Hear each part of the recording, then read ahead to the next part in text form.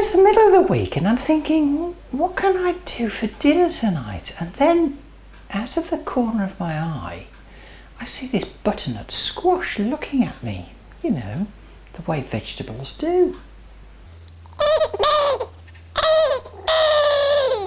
So I thought, right, butternut squash and sausage bake.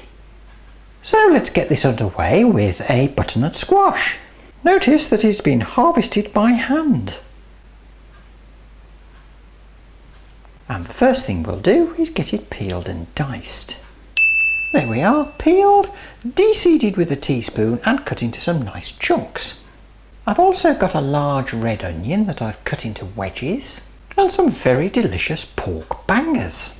In a nice big bowl, put in a teaspoon of fennel seeds, a teaspoon of smoked paprika, a teaspoon of ground cumin, 2 tablespoons of olive oil, a tablespoon of honey, a tablespoon of tomato puree, 2 or 3 teaspoons of harissa. Now I'll toss in the squash. Bits gone on the floor.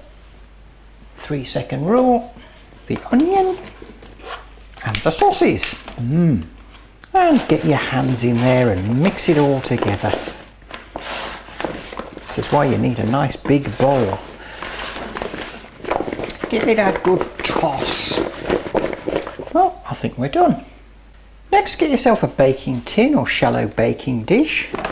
Pour everything in. Spread it around nice and even.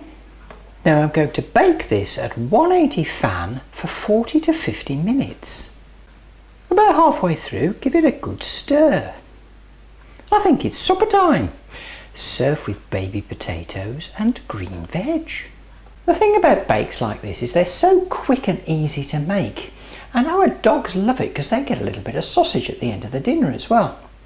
Join me next time in my kitchen. Until then, ciao!